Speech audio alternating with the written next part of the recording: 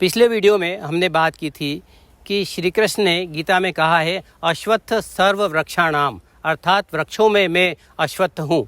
इसका अर्थ पीपल बताया गया है, परंतु गीता के अन्य श्लोकों पर हम अगर ध्यान दें तो वे पीपल की ओर इशारा नहीं करते।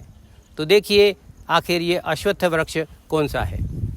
गीता के 15वें अध्याय में कहा गया है ऊर्ध्वमूलम अधः शाखम, अर्थात ऊपर की ओर जड़ वाला और नीचे की ओर शाखा वाला। परंतु पीपल तो ऐसा नहीं है। पीपल में तो जड़ें ऊपर नहीं जाती और न जड़ें दिखाई देती है और शाखाएं भी ऊपर की ओर ही जाती है। इसी तरह गीता के 15वें अध्याय का 3रा श्लोक में भी अश्वत्थ का वर्णन आया है। न रूपमस्य तथो लभ्यते, अर्थात जैसा स्वरूप जैसा रूप इसका दर्शाया गया है वैसा स्वरूप यहाँ पर नहीं मिलता है। न तो इसका आदि है न इसका अनंत है। श्लोक में आता है सुविरूढ़ मूलम, जिसका अर्थ होता है गहरी जड़ों वाला। पीपल तो ऐसा नहीं है। पीपल की जड़ें उथली होती है, आंधी तूफान में आसानी से उखड़ जाता है। इसका स्वरूप भी अच्छा है। अतः कुल मिलाकर ऐसा लगता है कि जो वर्णन अश्वत्थ का गीता में आया है वो पीपल पर लागू नहीं होता है, जिसे लगभग अश्वत्थ मान लिया गया है। तो सवाल ये उठता है कि फिर कृष्ण का अश्वत्थ कौन सा है। इस सवाल का जवाब अपने ज़माने की प्रसिद्ध साप्ताहिक धर्मयुग में छपा था, जो के.एम. वैद्य के लेख में मिलता है। उनके अनुसार अश्वत्थ पीपल नहीं, दक्षिण अफ्रीका का बाओबाब नाम का पेड़ है।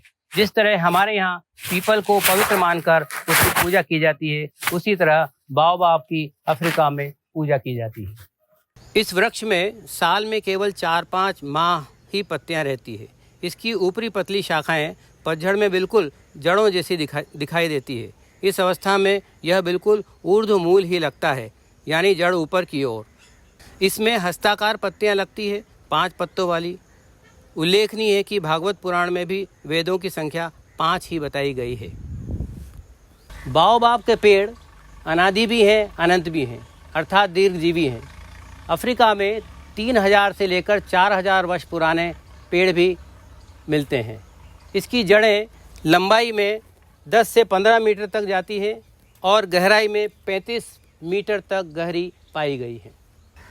श्री कृष्ण ने जिसे वृक्षों में सर्वश्रेष्ठ कहा है, उसमें भला सुंदर सुगंधित फूल न हो, ऐसा कैसे हो सकता है।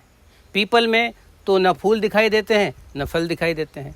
इसमें वर्षा काल में सैकड़ों की संख्या में बड़े सुंदर मांसल सुगंधित फूल खिलते हैं, जिनके पुंके सर झुमके की तरह लटके हुए दिखाई देते हैं। बाओबाब में विशाल तना, जड़ें, पत्तियां, फल, फूल सब कुछ विचित्र, विलक्षण है और अद्भुत है, किसी दूसरी दुनिया के पेड़ की तरह।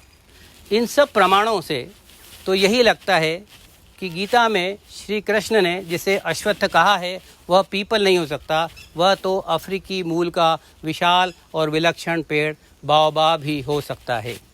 दोस्तों, अश्वत्थ का यह विश्लेषण वनस्पति विज्ञान के दृष्टिकोण से किया गया है, जो गीता में वर्णित विभिन्न श्लोकों के अर्थों पर आधारित है। अब यह आप पर निर्भर करता है कि आप अश्वत्थ किसे मानेंगे, देसी पीपल को या विदेशी बाओबाब को। यदि ये वीडियो आपको पसंद आ रहे हों तो आप इस चैनल को सब्सक्राइब करें और नोटिफिकेशन ऑन करना न भूलें। नमस्कार।